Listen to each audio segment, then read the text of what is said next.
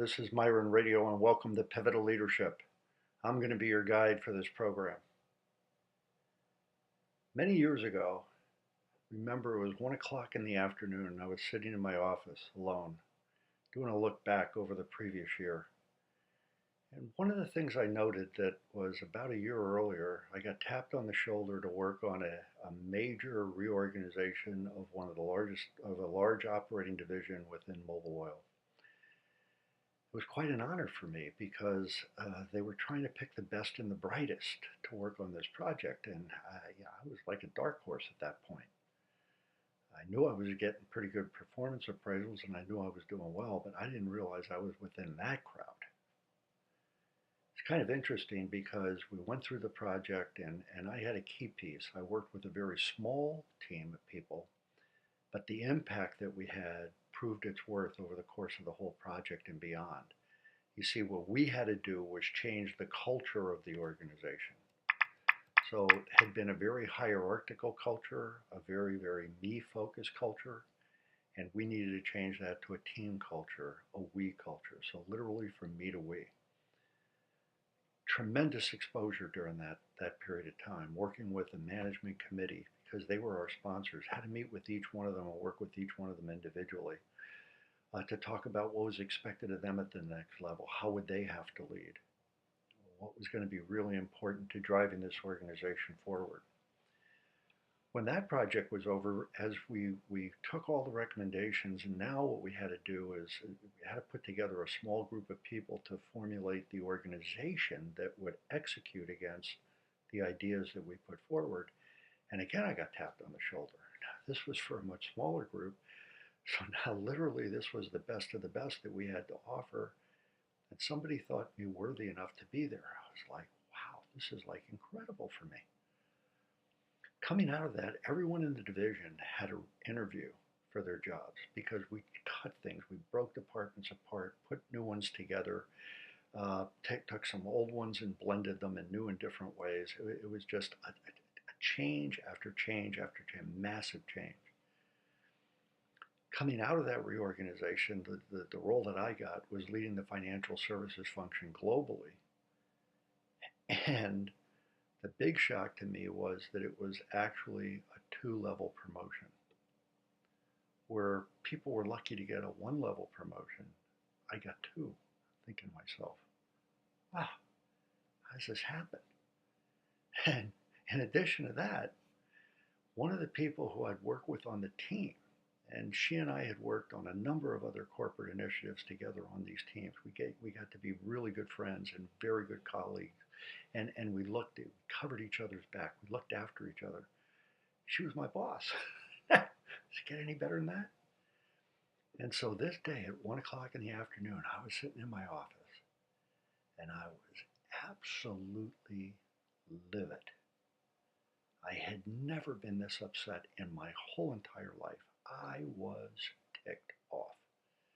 I was so upset that I was about to get up and walk out the door and never come back. And for some reason, I thought, before I go, I'm calling her. Now, I knew she wasn't going to be in her office. She was running major pieces of this organization. And she moved up to the management committee as a result of all of this. And I knew she wouldn't have any time, but I was going to call and leave her a voicemail message. So I called her. And almost before the first ring, she answered the phone. I was shocked. I was like, whoa, wait a minute. Right? All I could say, didn't say what I intended to say. The words that came out of my mouth were, Ellen, we need to talk. And she kind of chuckled and she said, this is incredible. I was literally had my hand on the phone and I was about to pick it up to dial your number when you called. And what I was going to ask you to do is come down so we could talk. Are you free right now? And I said, be right down. As I hustled down to her office, I came running around the corner, and her back was to me as she was standing in her doorway talking to her executive assistant. And here's what I heard her say. She said, do me a favor, cancel all of my meetings for this afternoon.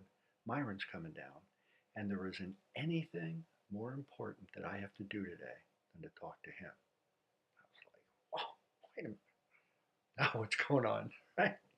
Like, oh, so walked up to her. We greeted each other as we always did. Walked in her office, and she sat down, and I sat down, and we're smiling at each other. And she said, "So, you want to go, or do you want me to go first? What would you like to do?"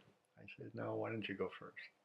And so she kind of chuckled, and she said, "All right, how about some coaching?" How about some coaching? Nobody ever said that to me my whole entire life. How about some coaching? It was like, wow. I said, yeah, please. She said, look, Myron, there are some things that you do and you do extremely well, that you can never ever stop doing because they make you who you are. They make you distinctive and unique and special in every way. Please don't give those things up. And there are some other things that you've been doing that have gotten you recognized and rewarded for what you've been doing to this point in time. And if you continue to do them, you will fail at this level and above.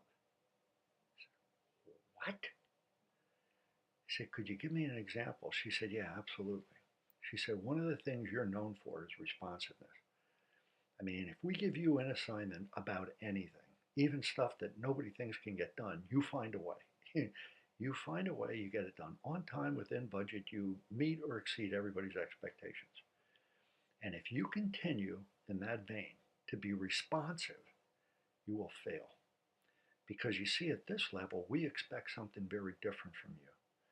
We need you to be out surveying the landscape, looking at what's coming over the horizon, putting up early warning flags, telling us what we need to do with our strategy to take advantage of what's happening in the marketplace, not to be responsive. We don't want to come to you and tell you what to do. You need to come to us and tell us what we need to do.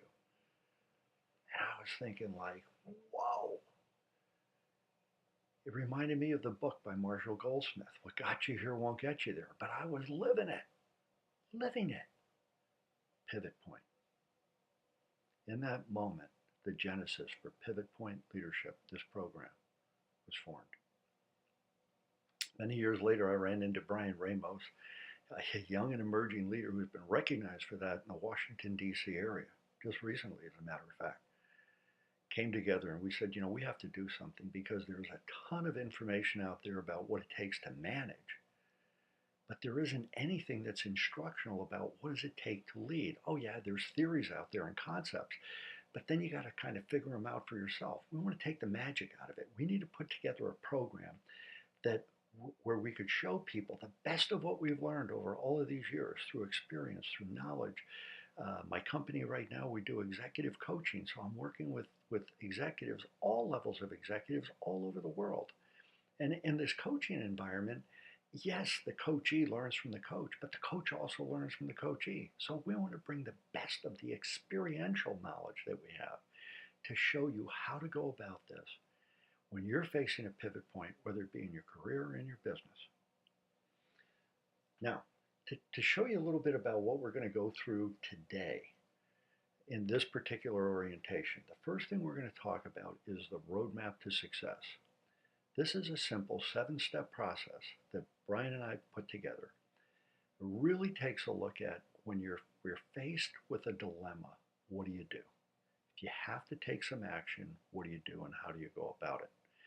From there, what we're going to do is talk about, so what's really expected of you as a leader? I didn't know. I didn't know what I didn't know. We're going to make it abundantly clear to you in just a few minutes as we get into that module. And the last thing we're going to cover is about your pivot point. So something caused you, something triggered you to get involved in this program. Want to know what that was.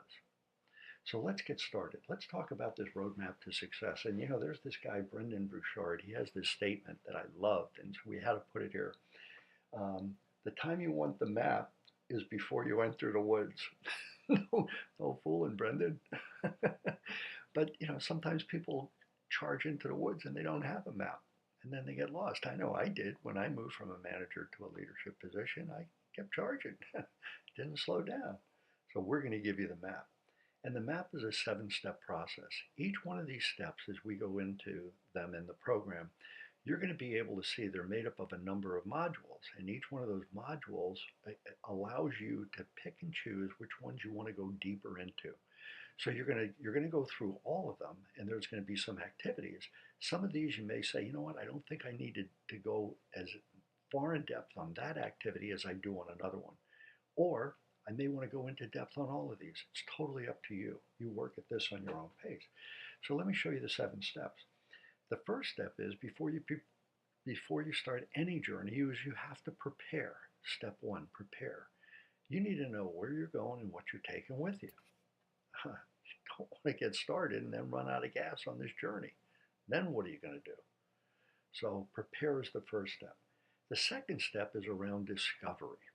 So if you're going to take a journey, one of the first things you have to do after you get prepared is you need to really discover who's with you and who's not with you, who's around you, but more importantly, who are you? What are you bringing with you? So this is going to be a very big piece on self-discovery. The leader within, who are you? How do you show up? What makes you unique and special in every way? You'll know that by the end of step 2. Step 3 is to refine your scope. So in other words, right now you're probably sitting there thinking, boy, there's all these things that I really want to use this program to tackle. We want you to refine that down to one area of focus. What will that be? Why is that important to you? What will you have at the end of that?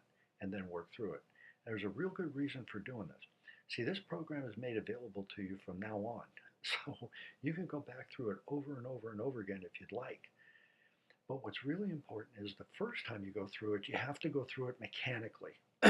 So that's how we're going to take you through it. The second time you go through it, you're going to go through a lot quicker. The third time, faster yet. The fourth time, it's going to become a way that you do business. And that's what we're really hoping for here, to really help shape you as a leader, the next generation of leaders. Okay, the fourth step is to align. In other words, now that you know where you want to go, you have to have a plan of action. Let's call it a game plan, how you want to approach this thing. But you have to get all of the resources that are available to you, the financial, the physical, the human resources, and you have to get them all aligned to help you achieve what it is you want to achieve. Then in step number 5, it's deploy. So once you have this plan and you have everybody set up, well, now it's time to execute. You got to get out there and you got to hit the road. This is about action. Well, what does that look like? How do you start to communicate that to people? How do you enlist people to help you for their reasons, not yours? You're going to learn about all of that in step 5. Step 6 is called redefine. Redefine? What do you mean by that? Well, think about it. Anytime you have a plan and you go to start to execute that plan, after the first period of time, you're going to learn some things as you get down that road. Some of the things you thought you could do, you can't do anymore. There's perhaps another roadblock there that you need to go over, under, through, around, whatever. So it's now taking a look at what are the things that are working for you, what could be better, and what must change if you're going to execute your game plan. So we call that step refine. And that's step number 6. And step number 7 is integrate. So how do you take all of the things that you learn in this program and integrate them into the way you lead and the way you do business? And if you follow these 7 steps and follow them the way we've laid them out for you, you will, we have a guarantee, you will be successful. You will be successful in what you're targeting. Now, let's talk about this whole idea of management versus leadership. We did a Wordle, and when you take a look at management, these are some of the common words that are used to describe what management really is. Well, there's a focus on results, you can see. It's about being right.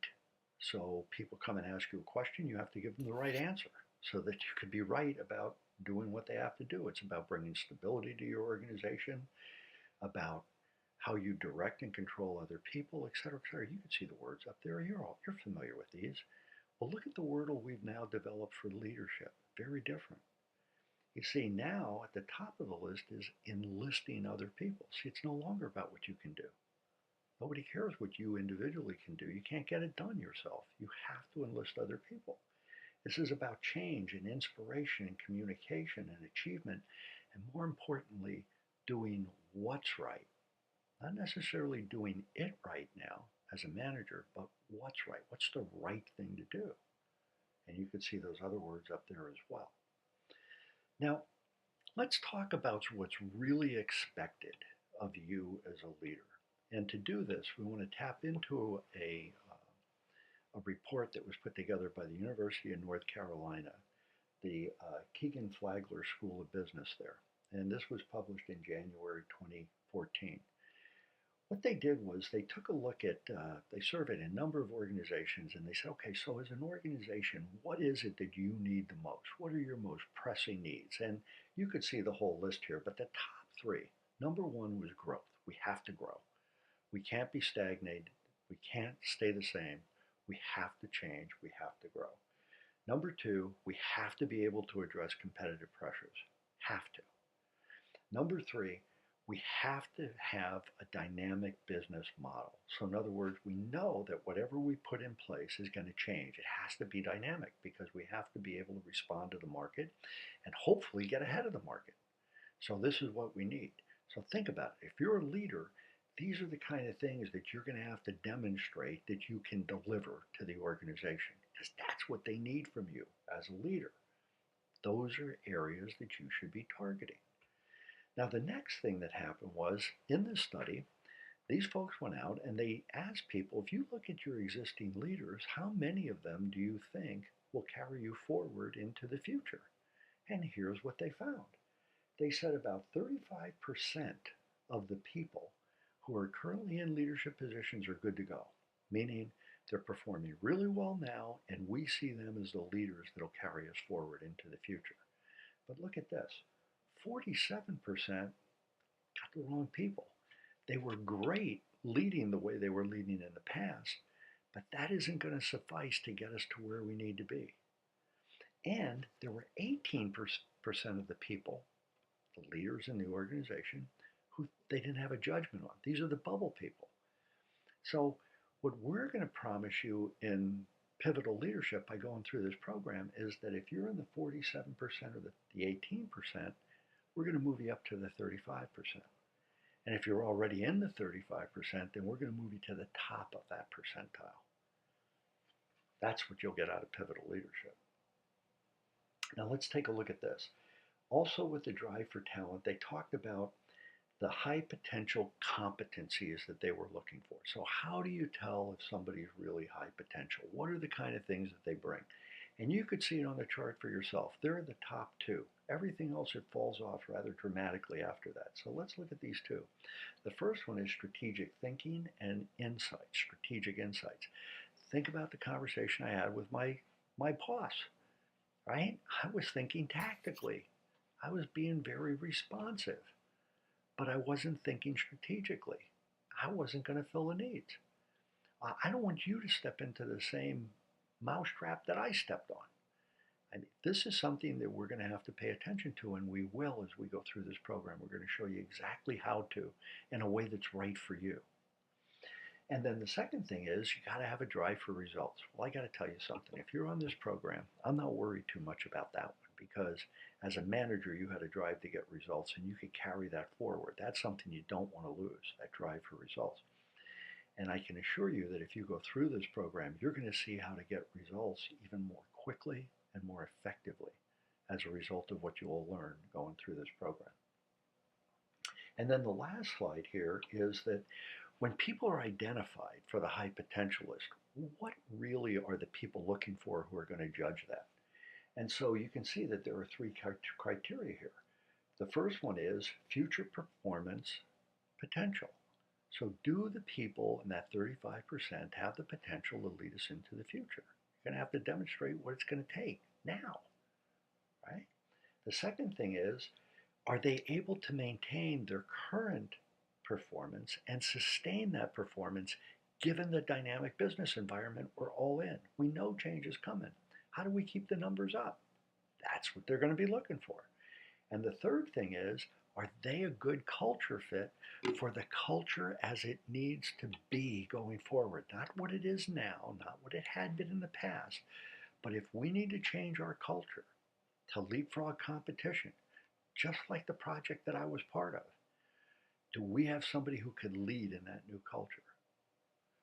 These are some things for you to start to think about right now. Now there's something else as well, and this might be some bad news for some of the people on the program right now, but I have to lay it out for you. I have to make it clear. It's the difference between hard skills and soft skills. So I want you to think about this.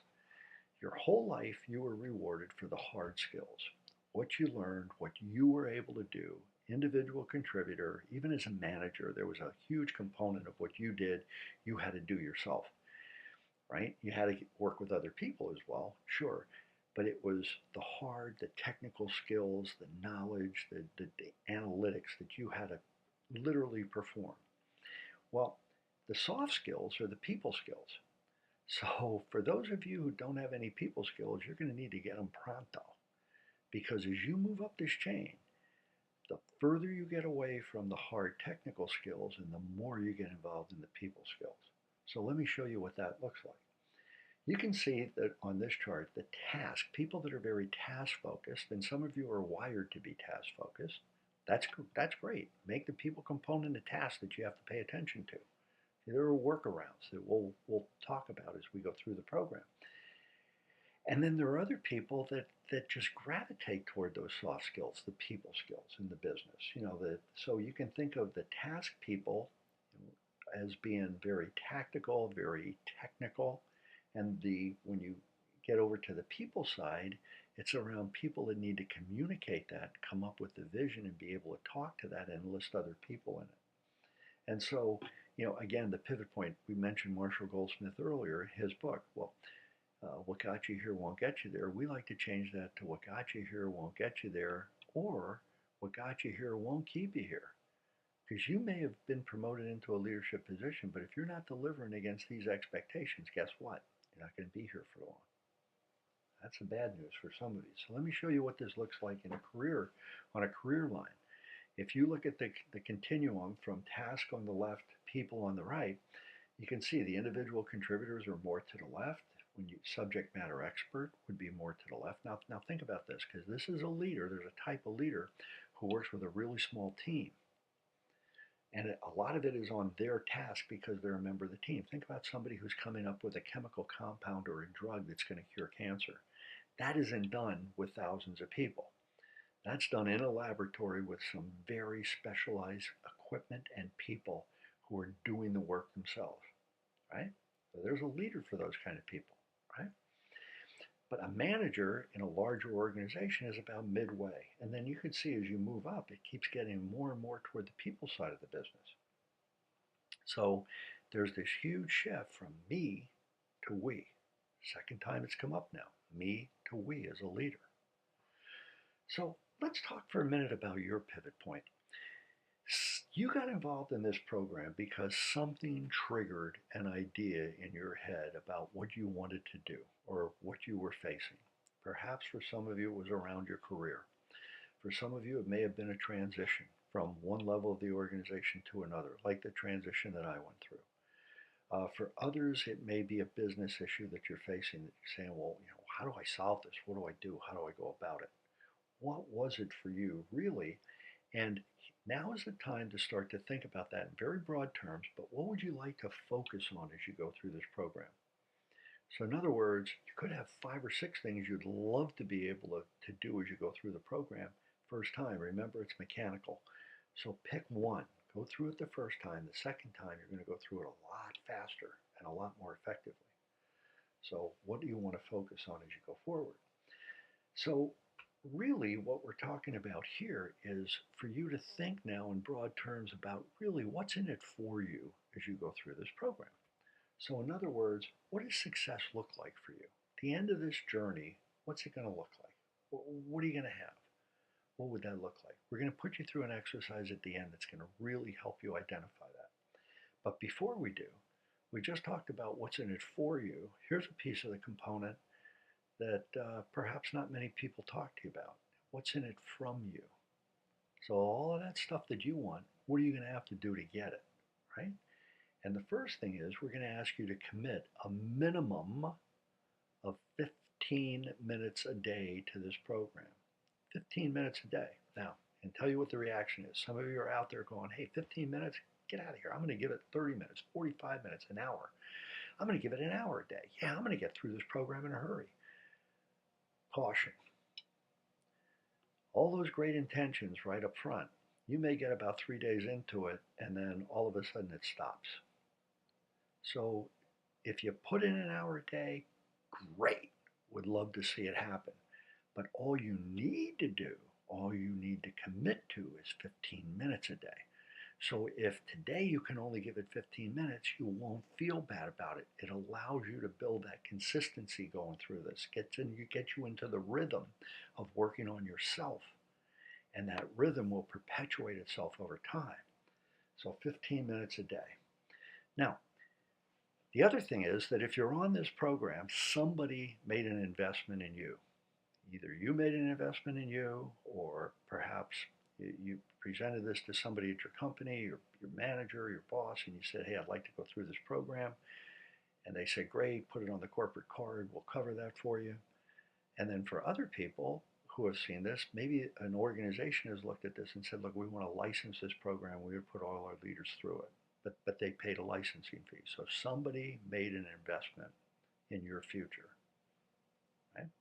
So how do you get a return on that investment? I have to tell you a story. We're working with an organization and we have a team of coaches in there. It's my company and we have a team of coaches working with this organization. They're emerging leaders. These are going to be the people that lead this organization into the future. And one of the people that I had to talk to, had an interview, was a fellow who was running, he's the CEO of the West Coast operation. It's growing by leaps and bounds out there. Powerful, powerful organization. And his name was Jim.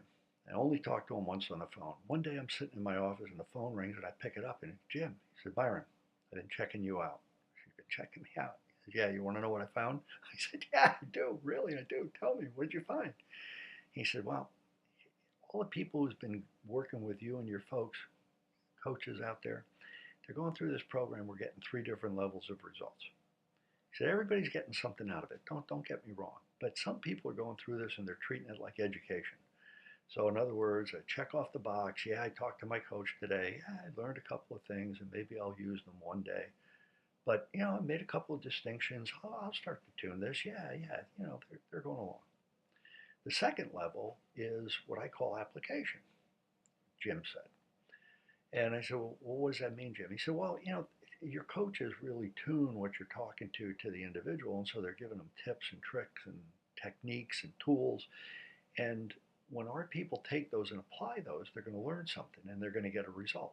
2 things will happen. Take action, you're going to learn something, you're going to get a result.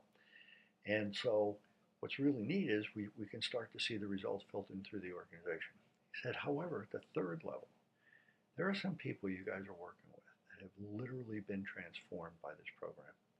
And I got to tell you, the label I would put on it is I would call it executive maturity, because these people have matured before our eyes. The way they think, the way they act, the way they control themselves. It's just like incredible. I have 2 people I want you personally to coach, and anything less than transformation is unacceptable to me. So I said to him, Jim, it takes 2 people to dance, right? So I could be the greatest dancer in the world, but if I don't have a willing partner, he said, oh, don't worry about that. He said, we're going to have conversations. I'm going to personally have conversations with these 2 people and set my expectations with them right up front. And if you ever see them dilly-dallying or, kind of holding back a little bit, all you got to do is just send me an email or a quick phone call. I'll make sure that stops immediately. So I said, okay, now think about this great feedback we got. So what I want to do is I want to show you how that plays out.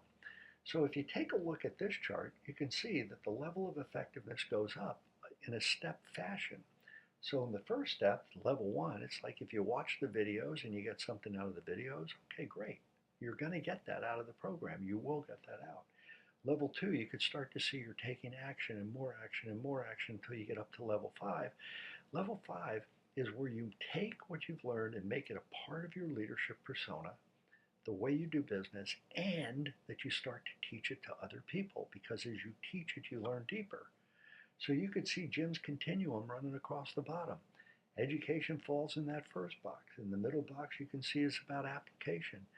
But the transformation happens for the people who go all the way through the 5 boxes. That's what we're going to encourage you to do. Now, it's really important that as you go through this program, this is probably the biggest piece of advice I can give you. And this should last throughout your whole leadership career and beyond. And it doesn't only apply to leadership, it applies to life too. Get some method of capturing your ideas on some media. So it could be a journal, you could capture them on paper. It could be online. We give you the facility to do that. You could type online, this is your space, you could print it out, you can do whatever you want to. We've provided a workbook, you could use that. If you have a journal, your favorite journal, you could use that. But one of my clients the other day said, Myron, you know what I really need to do is think on paper. I said, yes, that's exactly right. That's exactly what you have to do. Think on paper. So you can see the kind of things that you would get out of journaling, whether that's an online journal or a paper journal. You could draw, you could write, you could do whatever you want to do there. That's your private space. It's your think pad. Think about it that way. Now, what we want to do is we want to borrow a phrase from Stephen Covey, begin with the end in mind. And for that, this is going to be the culminating exercise of this orientation. And here's what we want you to do. I want you to capture your initial thoughts around a few different topics. The first one is, what do you want to have at the end of this program? What do you want to have? So most people come up with between, I'm going to say 3 to 5 things that they might want to have. Fewer tends to be better. Some people can only come up with 1. There are other people that might come up with 10. Okay? So it's whatever's right for you at this point. You're going to hone these as you go through the program. So what do you want to have is the very first question. The second thing is, in order to have that, what do you have to do? So think about that 15-minute time commitment. I mean, if you're putting a big bogey out there for what you want to have, 15 minutes for you may not be good enough. You may need to jack that up a little bit. But all we're asking you for is a minimum of 15 minutes a day. Some days you will work longer than that because you're going to get really interested in what you're learning. You're not going to want to give it up. And that's where the power comes in. Then the third question is, so who will you be at the end of this program? Remember I told you, Jim told me about this guy who was transformed, and he said it's around executive maturity. I said, well, what does that look like? And he started to describe it to me. That's what we'd like for you to do here. Describe who you will be at the end of the program. And do this in your journal or do it right here online, wherever you do this. But please do this exercise before you move on to the next step. And so the last piece that we're going to ask you to do is, as you look at this, answer this question. Why is achieving any of this personally important to me? Why is doing any of this personally important to me? See, this will be the fuel that will power you through the tough times. As times get tough, and they always do. You know they always do when you're going through learning or you're implementing anything. It never goes completely smoothly. You need something to power you through that doldrum. Your answer to this question will do it for you, and will remind you of that. So, please complete the exercise and then join us on step 1, the next module. I'm looking forward to this trip. I hope you are too. I already know what's going to happen on the back end, so that's why I can get so excited about it. We've put so many people through this that, the stories are wonderful, and they will be for you too. So for right now, this is Myron Radio, over and out.